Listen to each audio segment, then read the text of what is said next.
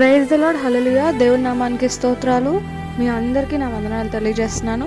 ఈ దినం కొరకు దేవుడు సిద్ధపరిచినటువంటి మాటలు. ప్రియ సహోదరి సహోదరుడా, నీ జీవితంలో యేసు ప్రభువుని నిజమైన రక్షకుడుగా నమ్మి అంగీకరించి బాప్తిసం పొందుకుని కూడా నీ జీవితంలో ఏం మార్పు లేదే, అంత కొదువే మిగిలిందని చెప్పి ఆలోచిస్తున్నావా? అయితే ఈ మాటలు దేవుడు నీ కొరకే మాట్లాడుతున్నారు. మనము క్రీస్తు శరీరంకు అవయములై ఉన్నాము గనుక, అలాగే క్రీస్తు సంఘమును పోషించి సంరక్షించుచున్నాడు.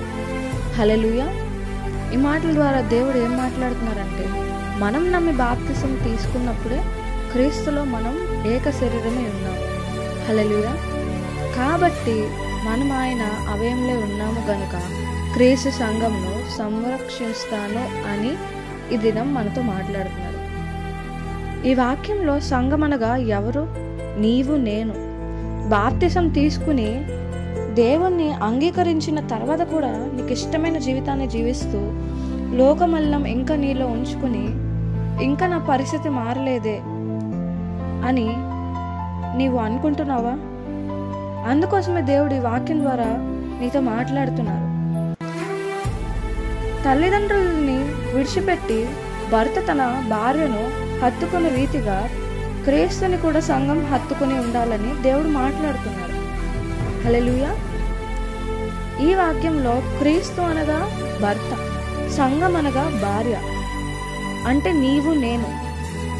బాప్తిసం తీసుకుని కూడా దేవునికి ఇష్టమైన జీవితాన్ని జీవించకుండా, పాత అలవాట్లు వదులుకోకుండా, ఇంకా కొదవ తీరలేదే అని అనుకోకుండా దేవుని సారూప్యంలోకి నీవు మారాలి. దేవుని మనస్సు నీవు కలిగి ఉండాలి. దేవుని మనస్సు అంటే ఆయన చిత్తానుసారమైన మనస్సు.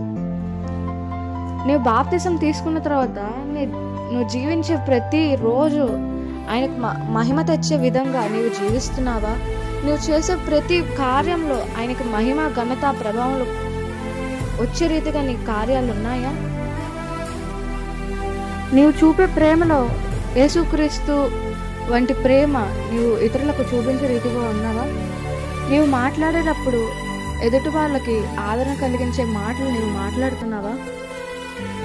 ఎదుటివారు నీ ఎడల తప్పు చేసినప్పుడు నువ్వు వారిని క్షమించే గుణం నీలో కలిగి ఉన్నావా? క్రీస్తు వల్ల తగ్గించుకునే గుణం నీవు కలిగి ఉన్నావా? ఎవరైనా ఇద్దరు గొడవ పడుతున్నప్పుడు వారి మధ్య సమాధాన పరిచే క్రీస్తు గుణం నీవు కలిగి ఉన్నావా? ఇట్టి రీతిగా నీవు జీవితాన్ని మార్చుకోవాలి అని నిర్ణయం తీసుకున్నట్లయితే సంఘంను దేవుడు పోషించి సంరక్షిస్తాను అని ఈ వాక్యం ద్వారా మాట్లాడినట్టే ఈ దినం దేవుడు తెలియజేస్తున్నారు. నేను నిన్ను సంరక్షించి పోషిస్తాను అని తెలియజేస్తున్నారు. అట్టి కృప దేవుడు నీకు దయచేయను గాక.